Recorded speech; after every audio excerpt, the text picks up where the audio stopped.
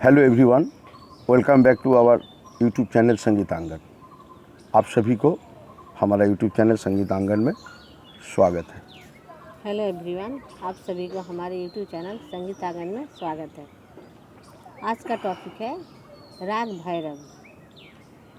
अभी हम जानेंगे राग भैरव का परिचय। डॉक्टर चौधरी। राग भैरव बहुत ही प्राचीन राग है।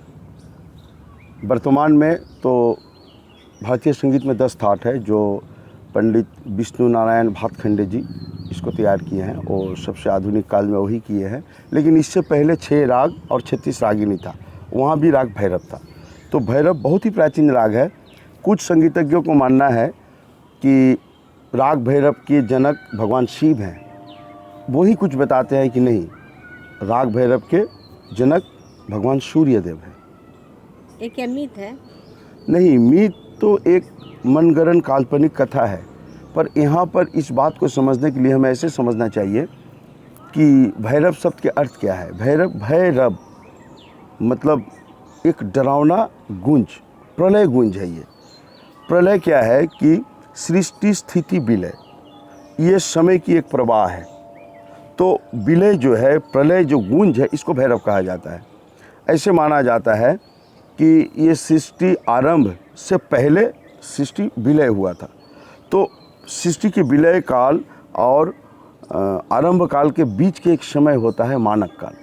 इसमें क्या है कि समय नहीं है, समय की कोई प्रवाह नहीं है, क्योंकि ब्रह्मांड की समस्त शक्ति निष्क्रिय है, यहाँ पे क्रियाशील नहीं है। शक्ति जब क्रियाशील होती है तभी समय आरंभ होता है। तो ये बीच की स्थिति है। इस बीच को स्थिति जो पहले था वो विलय था, तो उसको अवधि भगवान शिव को दिया गया है कि सृष्टि रूपे प्रजापतय, यानी सृष्टि शक्ति हम ब्रह्मा जी को मानते हैं। पालन अर्थे पद्यनाभं, भगवान विष्णु को हम पालन करता मानते हैं। और विलय कारंग महाकालंग, महाकाल शिव, ये काल की प्रवाह जो है उसकी देव हम शिव को महाकाल मानते हैं। तो भैरव ये विलय गुंज है, प्रलय गुंज है। तो प्रलय गुंज को भैरव कहा जाता है। यानी ये सृष्टि आरंभ से ठीक पहले जब विलय हुआ है ये समय। इस बात को आप ऐसे मानिए, दिन रात 24 घंटा को हम 8 प्रहर में भाग करते हैं। और प्रातःकाल प्रथम प्रहर जो है निशा के बाद, रात्रि के बाद आरंभ होता है। तो रात्रि 3 और भैरव के समय क्या कहाँ पे है ना, भैरव के समय है प्रातःकाल 4 से 7 बजे तक 3 घंटा। तो ये 4 से पहले रात्रि 3 और 4 के बीच के जो समय है मानक काल। तो अगर आप रात्रि के शेष और प्रातःकाल के शुरू संधि प्रकाश राग है, ये इसको मानते हैं तो भगवान शिव यानी प्रलय विलय, तो इसे भगवान शिव को माना जाता है। अगर आप प्रातःकाल, अब प्रातःकाल में ब्रह्मा जी कौन है? सूर्यदेव। इस पृथ्वी को सृष्टि सूर्य से ही हुआ है, ये सूर्य के ही एक अंश है।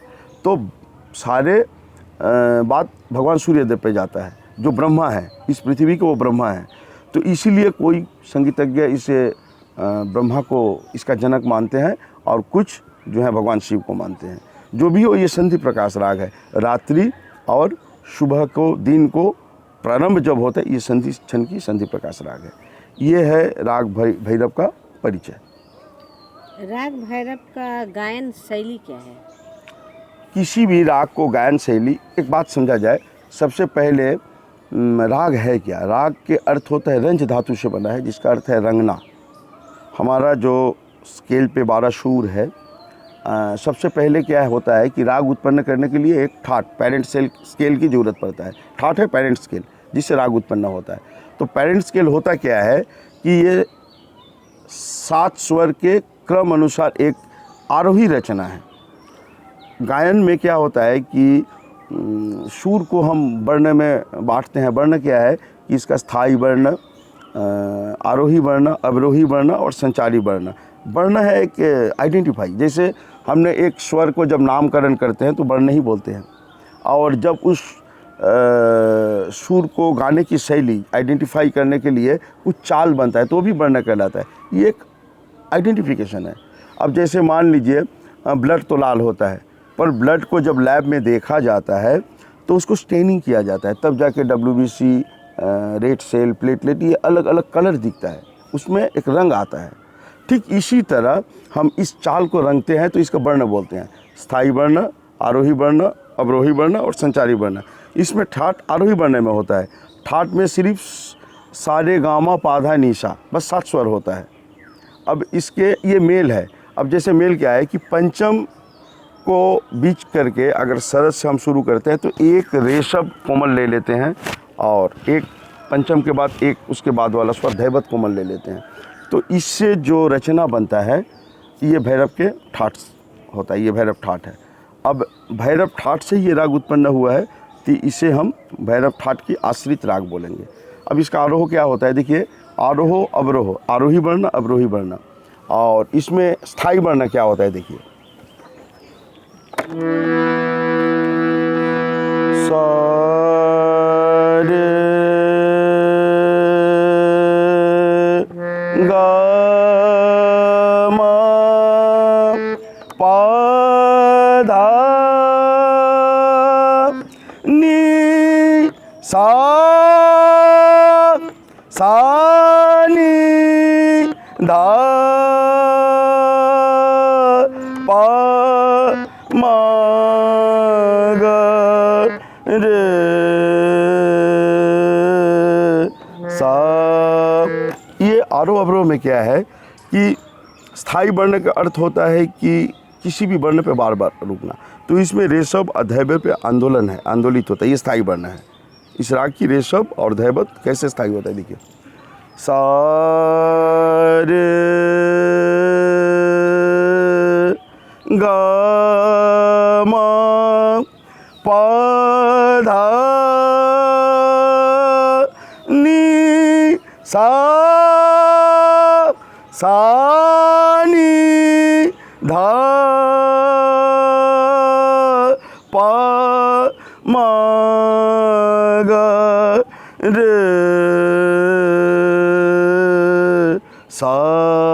तो ये आरोह और अवरोह में आरोही क्या है, असेंडिंग ऑर्डर, चढ़ना, सा रे गा मा, ये जो स्टेप बाय स्टेप आगे बढ़ते हैं तो ये आरोही वर्ण है। जब किसी वर्ण पे सा रे ये जो होता है ये स्थाई वर्ण है। संचारी क्या होता है कि मिश्रित आरोही अवरोही मिला करके ये संचारी वर्ण। तो कोई भी राग के गायन शैली में ये 4 वर्ण को हम इस्तेमाल करते हैं। सबसे पहली बात अच्छी बात है जो किसी राग के अंग को समझना। ये तो आरोह अवरोह इसका ऐसा था, इसका अंग क्या है ना, भैरव के 2 मुख्य अंग हम दिखाते हैं। गा मा रे सा, गा मा रे सा। ये जब भी हम गामा रेसा के ऐसे बोलेंगे गा मा रे सा, तो ये भैरव अंग है। अब और एक अंग क्या है देखिए गा मा धा पा, गा मा धा पा, ये भैरव अंग है। राग में क्या होता है आरोह अवरोह पकड़। तो पकड़ क्या है, पकड़ना, बड़ी सिंपल शब्द के इस्तेमाल किए हमारे पूर्ववंशों ने। जे एक राग को, चेहरा को हम एक वाक्य में कैसे समझ लें, कैसे पहचान लें, ये भैरव राग है। तो इसके लिए पकड़, आइडेंटिफिकेशन, फेस है, ये इस राग के फेस है। तो जैसे 2 अंग हम बताए, ये 2 अंग के अगर हम जोड़ दें तो ये इसका पकड़ बन जाता है। कैसे देखिए गा मा धा पा मा, गा मा रे सा, गा मा धा पा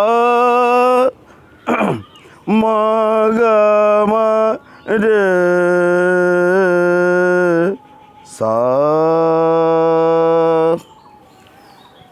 ये है राग की गायन शैली, आरोह अवरोह और पकड़ बताए।